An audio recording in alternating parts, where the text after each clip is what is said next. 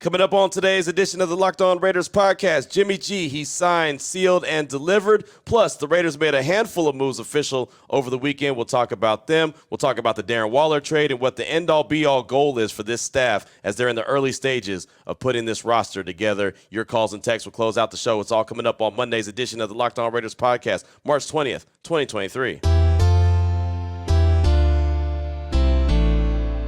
Just win. Just win. Just win. Just win. The autumn wind is a raider, pillaging just for fun. He'll knock you round and upside down and laugh when he's conquered and won. And won. And won. And won. And won.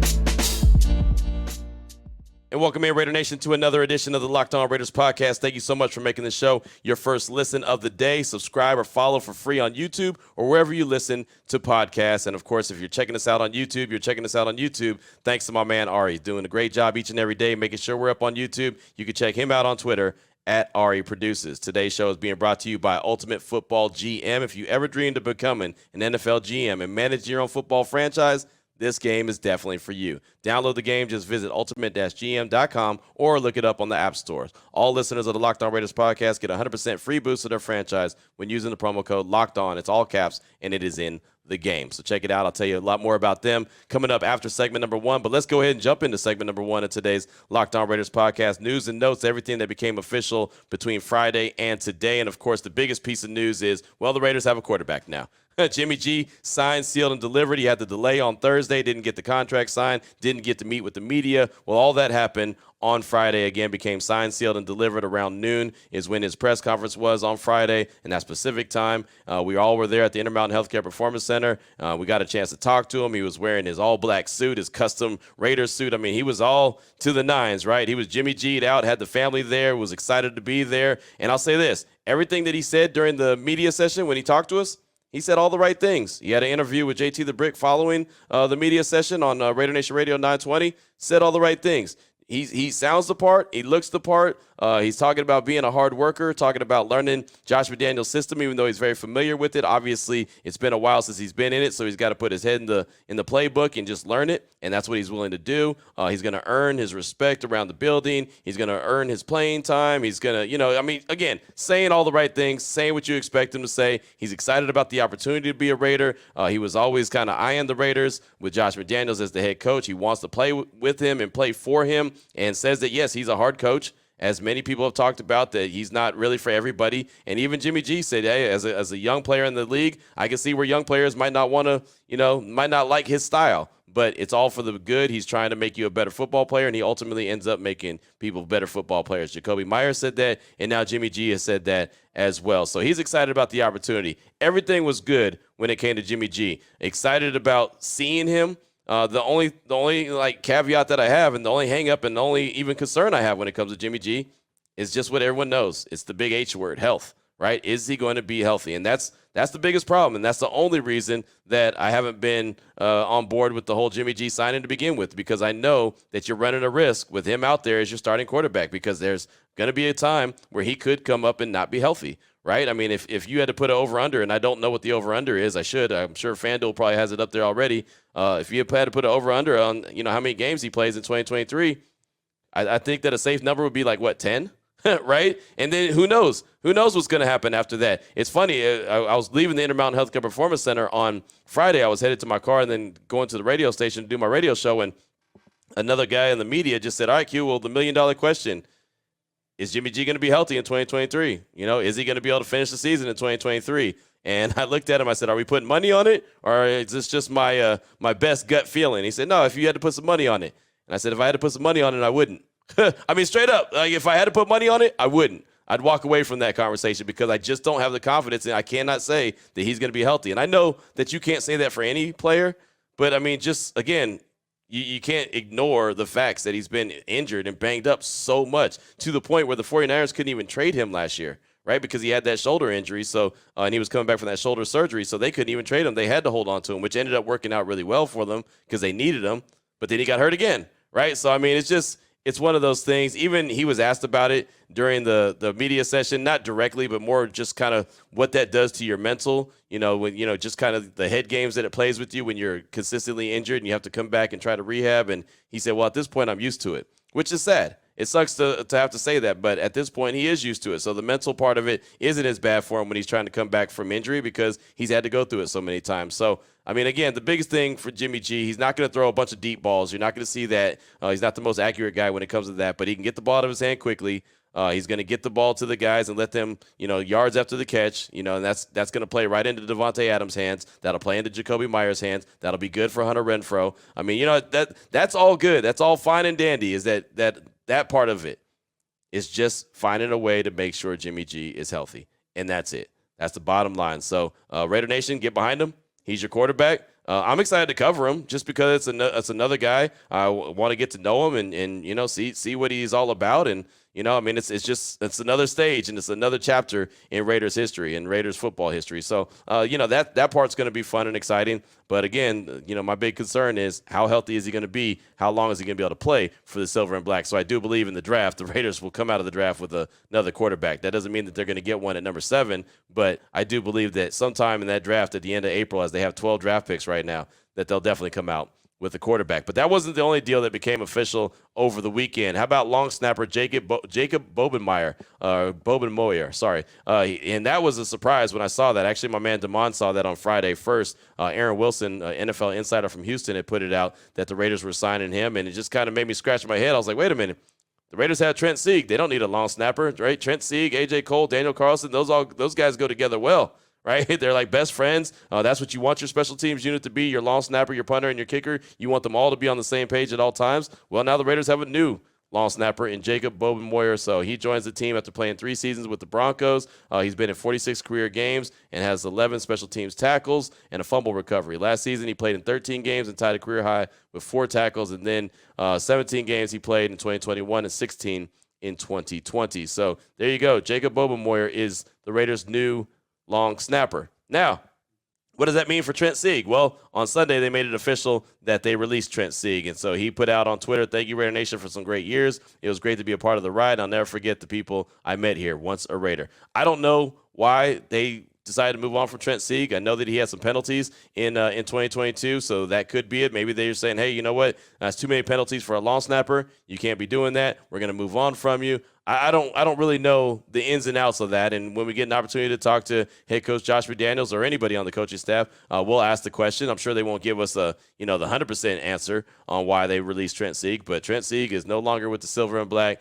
Jacob Bobenmoyer is the guy, and that's just kind of is what it is at this point. I will say, Coach McMahon, the special teams coach for the Raiders, he does come from Denver, and Bobenmoyer comes from Denver as well. So just another sign of guys bringing in their guys that they want to coach up. Every coaching staff does it. It's not exclusive to the Raiders. It's not exclusive to Josh McDaniels and company, but it's just another sign that that's what happens. Also, the Raiders re-signed Curtis Bolton. Speaking of special teams, he's a guy who makes his way by way of special teams. He was in 10 games in 2022 for the Silver and Black, and again, he's gonna get his tackles. He's gonna get his burn on special teams. So they brought him back. They re-signed Jakob Johnson. Not a surprise. That was actually one of my priorities, was bringing back Jakob Johnson after helping Josh Jacobs lead the league in rushing.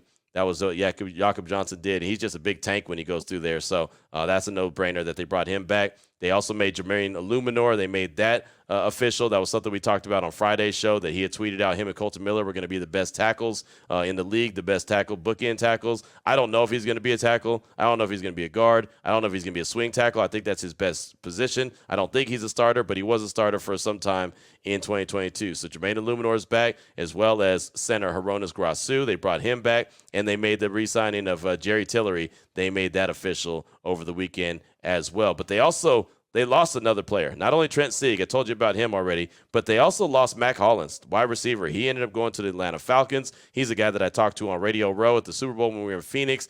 He wanted to return to the Raiders, but he knew that he wasn't a priority. He knew that they needed to go get a quarterback. He knew that they needed to sign Josh Jacobs, and they had some other things that they had to work out before they got to Mac Hollins. He wanted a 2-year deal from any team across the league. He ends up with a 1-year, $2.5 million deal from the Atlanta Falcons. He played for $2 million with the Raiders in 2022. So a little bit of a pay increase, and his play went up, right? His play in 2022 really went up. His production went up. He was forced into that number 2 wide receiver role. I really thought that the Raiders were going to bring him back because of his special team skills. I mean, if you remember, he was a captain on special teams. So I was actually surprised that they didn't bring back Mac Hollins for that. But they're clearly going to be bringing in their own special teams guys. So Mac Hollins gets an opportunity with the Atlanta Falcons, $2.5 million, and he's on his way. Also on Saturday, the Saints hosted free agent tight end Foster Moreau.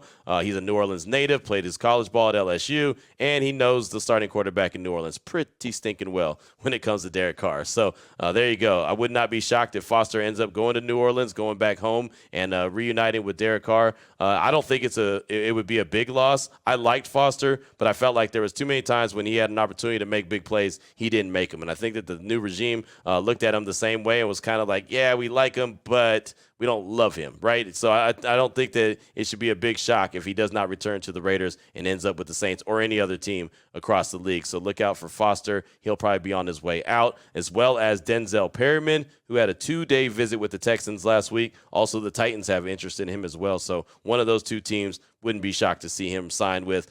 Just like Foster, I don't think he was a priority for the Raiders. Never thought he was a priority for the Raiders just because of the fact that he's a liability in coverage. I know that they had opportunity to go ahead and sign him well before the season even got wrapped up, and they didn't. So it kind of made me feel like Denzel Perryman probably was not going to return. But the Raiders have to continue to upgrade their linebacking room, right? Because they signed Robert Spillane, who I'm kind of excited by after talking to him. I was pretty pumped up about that, but he's not very good in coverage. So, I mean, it's almost like you're replacing Denzel Perryman with Robert Spillane, and I think Spillane's probably a step down, except for the fact that he's healthy, because Denzel Perryman is a guy that misses games each and every year, and it really started to hit last year where he was banged up quite a bit. So that's another reason why he might not have been a priority for the Raiders. Rock Ya-Sin, he visited with the Ravens on Friday. Again, not a big loss if he ends up going somewhere else. I never thought that Rock did a whole lot to, make him a priority, that they needed to bring him back. He started out the season on IR.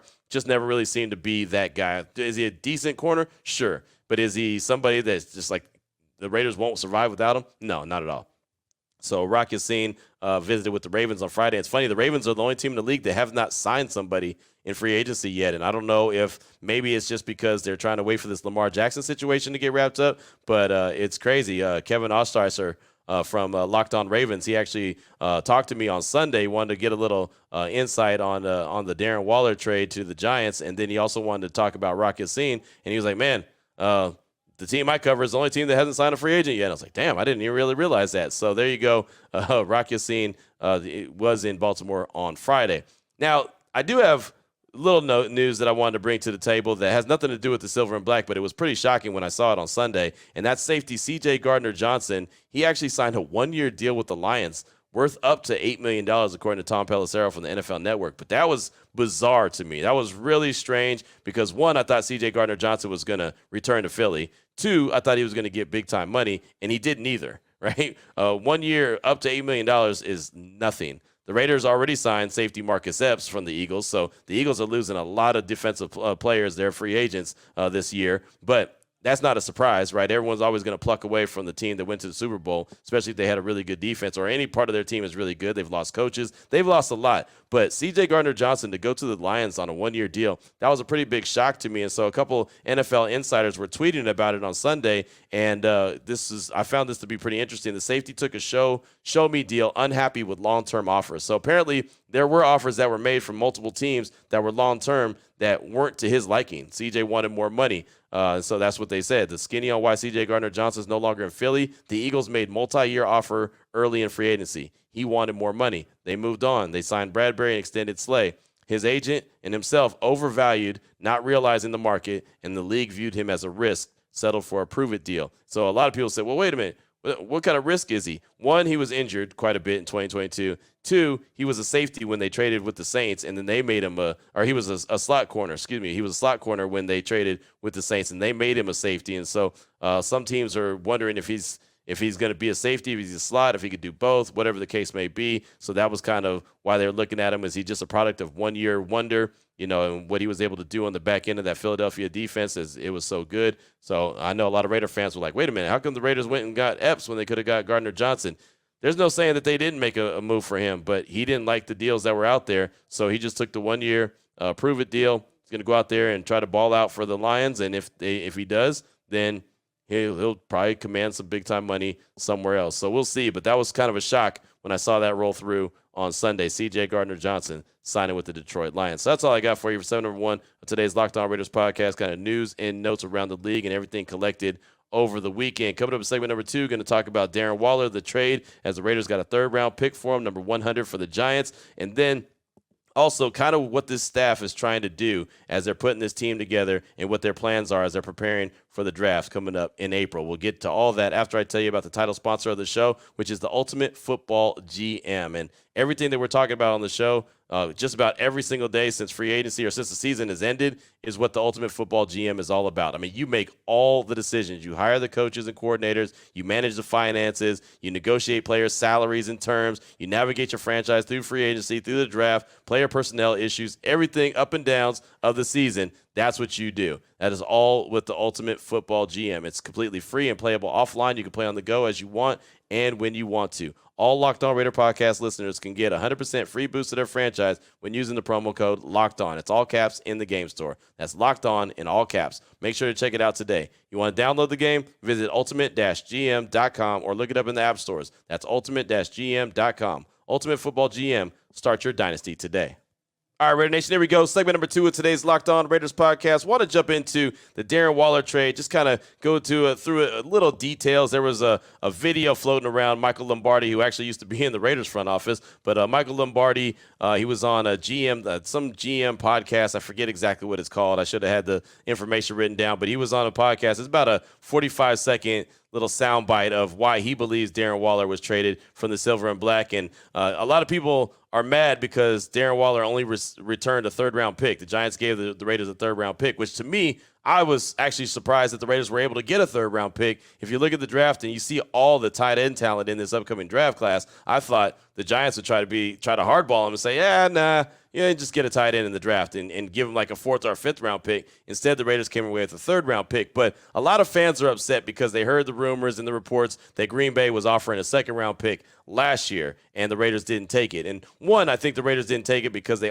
really wanted to keep Darren Waller. I think that they actually believed that it was going to work out with Darren and that he was going to be part of the offense moving forward with him, Devontae, Hunter, and it was going to be just one hell of a machine as far as the offense goes, and it clearly wasn't. But Michael Lombardi dove into it a little bit deeper. And again, this is just a little 45-second clip that's been floating around Twitter. So I thought it was interesting on why he believes Darren Waller was made expendable. To me, you can make an excuse for something, but I just think to me, this is about durability. This is about, I'm getting ready to pay you $11 million. We redid your contract, and on the bye week, instead of rehabbing, you went home for 4 days and it cured the fines, And so on the bye week, you went home and just didn't even talk to anybody, just went home and left a message, say, hey, find me. I don't care. I'm going to Southern California. I got to see kids. Okay, go ahead. But does that tell you as a coach you want to win? Does that tell you, where's that come from? See, these are the things people don't understand. It's always the players are right, the coaches are wrong. And I'm not saying this because my son's the coach there. So there you go. And, of course, Raider Nation is still upset because it wasn't a 2nd-round pick. It was a 3rd-round pick. So, it was so funny. Raider fans got mad, at first just because he was traded because it's Darren Waller, and you can't trade Darren Waller. Then I think everyone realized, well, he's been banged up quite a bit. Okay, it makes sense. But how come he didn't get more, right? I mean, it's always going to be something, right? And that's fine. I mean, that's just kind of what it is. So they ended up getting a 3rd-round pick, and I just think that, when he decided that his communication was off, like Michael Lombardi said in that video, when he decided that he wasn't going to communicate with the organization and he was just going to basically say, hey, I'm out, and you go ahead and find me. I don't think that this staff took too kindly to that. This staff, to me, and I don't know them that well. I mean, obviously, whenever I talk to them, I bring the sound to the show. So it's not like I'm sitting up there, having drinks with them and just picking their brain all day, every day or whatever. But to me, these guys want guys that just want to be there and want to play ball and want to, help the team win any way they can. And if it's a training session or something like you got to go rehab your hammy or something, then that's what they want you to do. They don't want you to be out doing your own thing and, out on the strip with Kelsey Plum at the Aces parade or something. Not that anything's wrong with that. Don't get me wrong. There's nothing wrong with actually having a life outside of football. I just don't think this staff wants you to have much of a life outside of football. That's them, not me. I want to make sure that's perfectly clear before someone hammers me about saying, oh, he can't have a life outside of football. No, he can. I just don't think this staff really cares about people having lives outside of football. I think they want a bunch of Max Crosbys, where Max, he goes hard in the paint all season long, and then he's right back training immediately. He takes a couple days to himself, then boom, he's right back training. That's the kind of guys that he's looking for as far as like Dave Ziegler and Josh McDaniels goes. And sometimes that's cool, and sometimes it's not. That's not for everybody, right? And so they're going through and they're finding who's those guys and who isn't those guys. And so I think that's what ultimately decided Darren Waller's fate. But with that being said, I got a tweet over the weekend that said, and this is why we are the Raiders, ho-hum, okay with the plan of really no plan, while Veach continues to have a very specific plan in Kansas City. Knowing when to sell, knowing when to buy, knowing when to hold on to assets. Oh, well, life of a Raider fan. And the thing about it is, Veach in Kansas City, how long have they been there? How long has Andy Reid been there? How long have they been, one consistent group, front office and coaching staff? For a very long time, but it had to start somewhere, right? And that's the thing about it, and that's what this staff is trying to do. And I'm not guaranteeing that it's going to work. None of us can guarantee it's going to work. But a lot of people have already doomed it a failure, and just based off of, well, look at the free agents that they brought in. They're failing. How come they didn't get that guy? They're failing. Everything has been ruled a failure, and none of us know if it's a failure. I can't come on here and say it's a win either. Oh, no, it's going to be successful. None of us will know if it's going to be successful or not until you actually see the team out there on the field. And remember, this is just one stage of building this team, free agency. I mentioned it early when free agency started that they weren't going to go after the big names. I threw some names out there that I thought would be reasonable prices, and those were too high for this staff. They're just not at this stage of the game. They're not going to go out there and spend big money. So, every time a fan sees another team sign somebody that they want, it's like, well, how come the Raiders couldn't do that? Raiders, what are you doing? Raiders asleep at the wheel. This is what they're trying to do. They're trying to build this thing, and they're trying to make it so it's sustainable as far as the front office continuity and the coaching staff continuity. Again, going back to the tweet about Veach in Kansas City, I thought it was a great tweet because, yes, that's the goal. You want to be able to be like Veach in Kansas City, or you want to be like San Francisco is with John Lynch and Kyle Shanahan. You want those guys tied at the hips for years and be able to execute their plan together the way that they envision it. Dave Ziegler and Josh McDaniels both came into this organization together.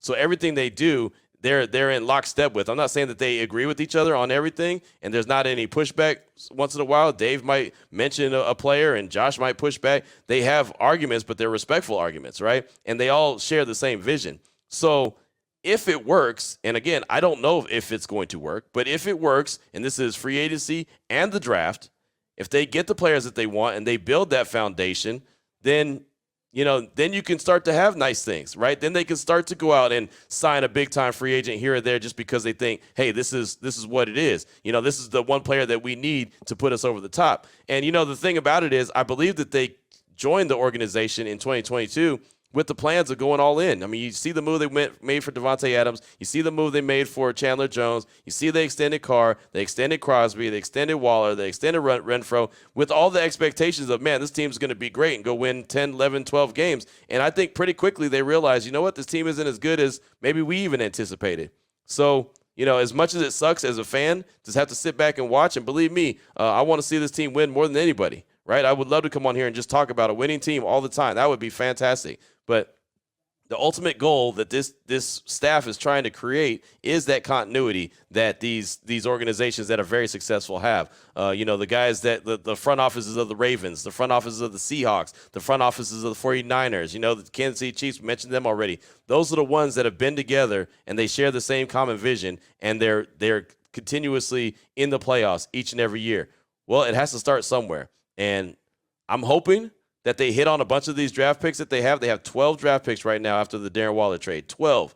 That should give them an opportunity to really come away with some really good talent out of the draft. But all those years of Gruden and Mayock missing on draft picks, it's come back to bite them in the butt. It really has. All those first-round picks, gone, right? The only guy that's still around is Josh Jacobs, and, hell, he still has to get a contract, right? And so a lot of people are criticizing every move, but we can't really criticize a move until we see that it doesn't work, right? I mean, because you just don't know. I mean, you're basing it off of what's going on in March, and there's no activities going on in March. So you don't know if Marcus Epps is going to be a better player than C.J. Gardner-Johnson, right? I would have loved to see the Raiders go get C.J. Gardner-Johnson because he's a ball hawk, right? He creates turnovers. Maybe Marcus Epps is what they're looking for, that guy that's just starting to scratch the surface, and they believe that he has even a higher ceiling, right? And again, I don't know. I don't know if it's going to work. My hope is that it works, but there's no guarantee. But on the flip side of it, there's no guarantee that it's not going to work. So a lot of us, and I get this way sometimes too, just need to be patient. And I know that patience is the last thing anyone in Raider Nation wants to hear because there's been years on top of years on top of years of patience. And I had one guy push back on me on Twitter over the weekend and said, yeah, well, the last regime, they put together a lot of free agents. They went and signed a lot of free agents and brought in a bunch of draft guys, and it turned into a playoff run. And I was like, it wasn't a playoff run. There was one game in 2016 they went to the playoffs and lost to Houston, and then in 2021 they went to Cincinnati and lost. It was a playoff game, one playoff game. In all those years since the Super Bowl, they've played in 2 playoff games since their last Super Bowl appearance, which was 2003. So I mean, it's been a lot of different staffs. I'm not just trying to pick on Gruden and Mayock because it's been plenty. It was Del Rio before him, right? I mean, it just kind of is what it is at this point. You just kind of have to give these guys an opportunity. They've literally been with the team 1 year.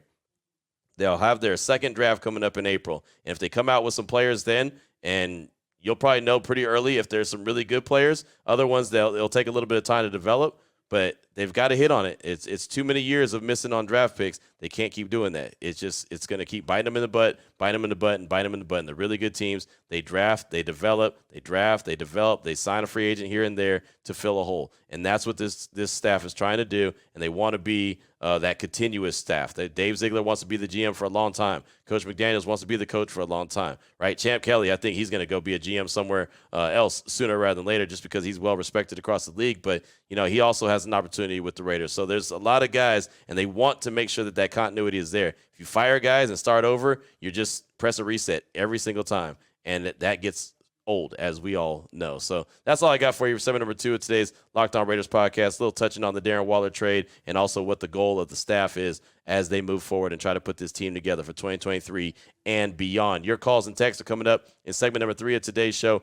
after I tell you about FanDuel and the tournament, man. I don't know how much March Madness you've been watching, but, man, it is heating up. Now is the perfect time to download FanDuel. It's America's #1 sportsbook. New customers get a no-sweat first bet up to $1,000. That's bonus bets back if your first bet does not win. Just download the FanDuel Sportsbook app. It's safe, secure, and it's super easy to use. Then you can bet on everything from the money line, points scored, threes hitting the game. Whatever the case is, you can do it. FanDuel even lets you combine your bets for a chance at a bigger payout with the same game parlay. Don't miss a chance to get your no-sweat first bet up to $1,000 in bonus bets when you go to FanDuel.com/lockedon. That's FanDuel.com/lockedon to learn about more. Make every moment more with FanDuel, an official sports betting partner of the NBA.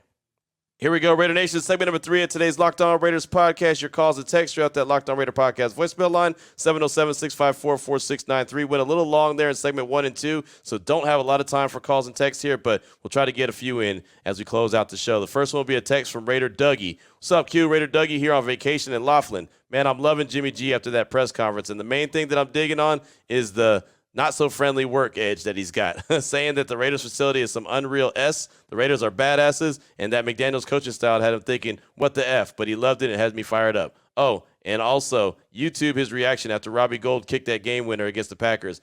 These are things that Saints don't say, and I love it. That's Raider Dougie right there talking about Jimmy G and his presser and, just some of the things that he was saying. And, again, he won the press conference. He did a hell of a job. And I came away from the presser thinking, man, it's going to be a good dude at the quarterback position for the Raiders. The only question is always going to be health. Can he stay healthy? That's the only question I have when it comes to Jimmy G. Thanks for that text, though. I do appreciate you. And look, I encourage everyone just to get behind him. Get behind Jimmy G, regardless if he used to be a 49er or a Patriot. Again, who cares? I don't care. I was 100% against Jimmy G, but now he's the Raiders quarterback. Just get behind him. I mean, that's the guy that you're hoping is going to lead the team to win. So why the hell not? So there's that. But thank you, Raider Dougie, for your text. I do appreciate you. Next up, got a call from Barry in Baltimore. He's calling to ask a question about free agency as far as comp pick goes and speaks on free agency in general as well. Here he is, Barry in Baltimore. Hey, what's up, Q? This is Barry from Baltimore. Just wanted to call in. As always, I appreciate what you do, bringing the content to Raider Nation, especially this time of year, because always looking for as much information as possible. So I appreciate that, man. But I got a question for you. In regards to free agency, and you might know this, if not, no big deal because I couldn't figure it out. I think, but I could be wrong. When a player is cut from a team and another team signs them, does that go against the compensation pick formula? I thought it didn't, but I could be wrong. And the reason why I asked that is I wonder if that goes into the thought process of Ziegler and McDaniels trying to get more comp picks, which I'm a fan of because the last several years we really didn't get any. This year we did, which was nice, meaning that I could see them signing their own players back, their own free agents back, which obviously doesn't count against it. And then I'm just not sure if cut players are, meaning is that the route they're going to go? They might not even be thinking about that, but I would think they are. So I'm just curious if you know that answer to that question. So I could, if that's the case, maybe they're targeting more cut players where it doesn't go against that, or just wait for the right price, which that could be the case too. Quick couple comments on free agency. They really haven't made any splash deals, but I understand what they're doing. We've made splash deals in the years past, and the team hasn't done anything. So I'm willing to give anything a try. I'm not going to overreact. Jimmy G, I've already stated my opinion on him at first. I'll be honest with you, after these last couple of days, I'm kind of like talking myself into it. I appreciate you not playing my call that I called originally the day of signing him. I wasn't too happy. Kind of sound like a whining fan. I never want to come across like that. But I just hope that they can get a couple more defensive players free agency-wise and then just hit it hard in the draft. But that's it. So just wanted to call in, see if you knew that answer. If not, like I said, no big deal, man. All right, I'm out. Go Raiders. Thank you so much for the call, my man. I do appreciate you. As far as your question goes, I know that Ziegler does pay attention, and he wants comp picks. That's something that he definitely wants to hang his hat on. And the thing is, if you cut or release a guy like they did with Carr, you don't get a comp pick. You don't even get comp consideration for that. Comp picks are basically put together by a math problem of how many free agents your team lost compared to how many you signed. Matter of fact, here's the exact ruling for the comp picks. This is from NFL Communications. Under the rules for compensatory draft selections, a team losing more or better compensatory free agents than it acquires in the previous year is eligible to receive compensatory draft picks. The compensatory picks will be positioned within the 3rd through 7th rounds based on the value of the compensatory free agents lost. Compensatory free agents are determined by a formula based on salary, playing time, and postseason honors. The formula was developed by the NFL Management Council. Not every free agent lost or signed by a club is covered by this formula. Clubs that suffer a net loss of CFAs, which is the compensatory free agents, during that prior free agent signing period are eligible to receive a corresponding number of compensatory selections. In addition, a club that lost the same number of CFAs that it gained, no net loss, may be eligible to receive a selection at the end of round 7 based on the value of the CFAs lost versus the value of the CFAs gained. No club may receive more than 4 compensatory picks in any 1 year. If a club qualifies for more than 4 compensatory picks, after offsetting each CFA loss by each CFA gain of an equal or higher value, the 4 highest remaining selections will be awarded to the club. So there's that. This year, 37 total comp picks were handed out to 16 different teams, and the Raiders received 2 of them. So that's not a dumb question. I'm glad you asked it because a lot of people don't really know. They just wonder, hey, did the Raiders get any comp picks? Did the Raiders get any comp picks? And don't really know how you get comp picks or how you don't get comp picks. And for years on top of years, you mentioned the Raiders don't really get them. It's because so many years the Raiders and their front office has gone out and they've signed so many free agents because they have to. Again, going back to what I was talking about in segment number 2, they missed on the draft. So when you miss on the draft, what do you have to do? Go and sign a ton of free agents so you don't get comp picks. Dave Ziegler wants comp picks. Again, he wants to really thrive, and he really wants to live in the draft. So thank you so much for that call. I do appreciate you. Just got time for a couple more. A text from Brandon. What's up, Q? Brandon from Raider Nation here. I want to start off by saying why Raider Nation can't be more optimistic instead of bashing their team. I get it. We've been bad for over 2 decades, so maybe something different will give us change. We get Jimmy G this season for around $20 million less than Carr with familiarity in our system, plus playoff and Super Bowl experience. Waller hasn't been available, missing 12 games last 2 seasons. Hunter Renfro's fumble machine. Who knows if Jacobs will produce outside a contract year? New regime cleaning up 4 years of Gruden and Mayock mess, and realistically have first offseason to draft their guys and sign free agents. We had these guys and still lost with them. They tried to work with what they had, and I believe that they know football talent and realize our guys don't cut it. Let's let these guys work and build, and let's see what happens. Raider Nation, be positive and support. If you hate Raiders that much, coach here for another team. That's from Brandon. And, again, that goes back to what I was talking about in segment number 2. So many people upset by the free agents that the Raiders have signed, the free agents that they haven't signed, guys that they've let go, guys that they've traded. So many people are angry because, well, everything's a failure, and Dave Ziegler sucks, and Josh McDaniels is a terrible coach. Well, McDaniels has to prove that he can be a winning coach. He hasn't done that yet. And Ziegler has to prove that he's a really good GM, and he's got an opportunity to do that. So I'm going to allow these guys to do what they do and see what happens. You know, a lot of people, well, how come you're not angry about this? I don't have anything to be angry about. It's March 19th, March 20th, right? Don't have anything to be angry about. They're building the team. We'll see what it looks like. And when they start practicing and playing, and so there's actually some results on the field, then we can talk about if they made good decisions or not. Because until then, we just really don't know. So I'm not gonna hammer these guys right now just because they're making moves that I didn't see coming or I didn't know that they were going to make. Again, it's just kind of is what it is at this point. But, Brandon, thank you for that text. I do appreciate you. We'll get one quick call in, and we'll close out the show. Vader Raider in the 303. Haven't heard from him in a minute. He's calling to talk about Jimmy G, a little compare and contrast as far as Patriots and 49ers. Then also has a message for Raider Nation. Here he is, Vader Raider in the 303 to close this out. You, Raider Nation. It's your boy, Vader Raider. Thanks again, Q, for everything you do for Raider Nation, obviously. The one thing that stands out with you, obviously, as our voice of Raider Nation is your professionalism. And, you know, just a professional podcast. Everything you do is just, like I said, professional. All right. So, yeah, no A-Rod, no Lamar. We get Jimmy G. So, you know, just Raider Nation, a little background. I was doing a little background on Jimmy G as a Patriot. And I'll be honest with you, you know what I saw less of as a Patriot than when he was a 49er was the happy feet. Jimmy G has a tendency as a Niner to have a lot of happy feet and kind of, you know, he's jittery and doesn't know where he's going with the ball. Right? Notice with the Patriots, though, as soon as he drops back, he's very sure because he knows where he's going with the football. So something to pay attention to. Raider Nation, we need to chill out as a fan base. I mean, my goodness. Relax. Good God. It's not Patriots West. It's not, you know, it's not we're trying to build it like the Patriots.